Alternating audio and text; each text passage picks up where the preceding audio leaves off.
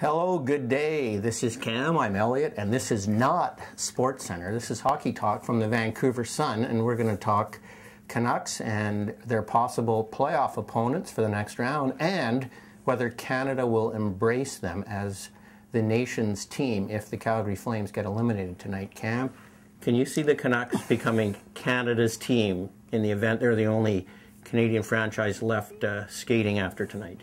Well, it depends how desperate the rest of the nation is to have a home squad. I'm not convinced that anybody pays attention after their own team has been eliminated. There's a long mourning period before you start looking beyond city limits, kind of, and so I think it'll be a difficult sale, especially in Eastern Canada, where they haven't seen the Vancouver Canucks play for the last 15 years. So. They never get to see these games because they're all gone to bed by the time they're on TV. So, having been a Toronto Eastern guy for 7 years, I can tell you right now that they're not big on anything happens sort of west of Thunder Bay. Well, okay, so much for that topic. The Canucks, as we know, at this point, will play either Detroit, Calgary, or Chicago in the next round.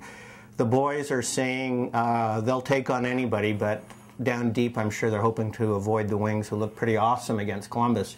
Do you think they're telling the truth when they say they're ready to take on the Wings in the second round, if that's what happens?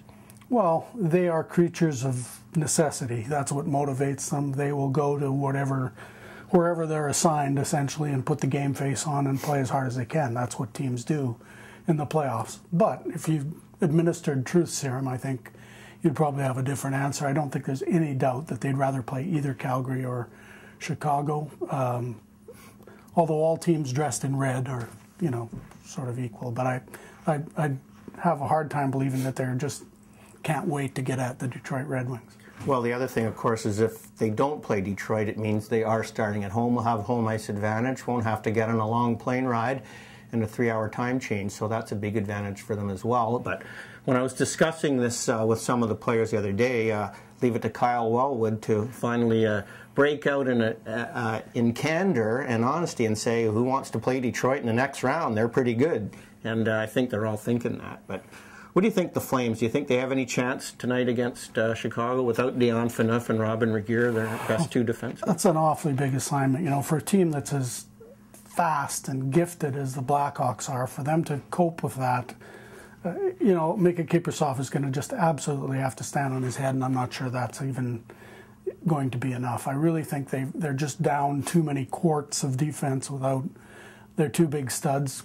Dion Phaneuf hasn't had the year that I think everyone thought he was going to have, but it's still a big impact player, and to go without him and Regehr, who is the genuine item as a defensive defenseman, too big an assignment, I think. Whether it's, I just don't see it happening ultimately. I think Chicago's going to win that series. The other series going on tonight, which could be decided, Anaheim at home to San Jose. Anaheim could complete the upset of San Jose. I picked the Sharks to win the Cup this year, so my prediction could be going in the toilet. But I picked the Caps and the Sharks, and so I'm right on the border on both these series. But the Sharks seem to be the classic underachievers. It'll be interesting to see if they don't win tonight, what will happen to that franchise. You think anybody will be made the fall guy there in Northern California? Oh, I don't think there's any doubt that Joe Thornton is going to wear this. Probably Patrick Marleau deserves it to an equal extent.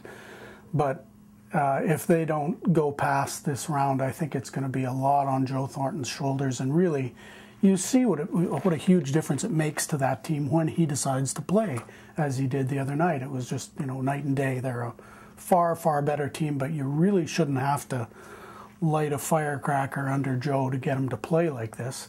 And, it doesn't bode well for them, I don't think, long term, if he doesn't get self-motivated and without having to have this external pressure heaped on him in order to play the way he can play.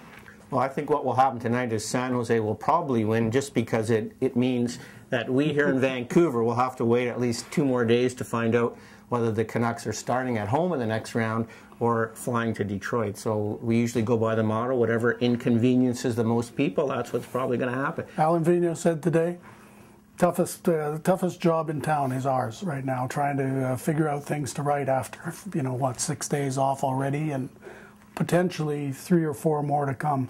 It's a challenge, but that's why you get paid the big bucks, Elliot. Well, Cam, we seem to have found enough topics to talk about for Hockey Talk, but that will be it for today. So it's Cam Cole and Elliot Papp signing off for the latest edition of Hockey Talk, Playoff Edition. Good day, eh?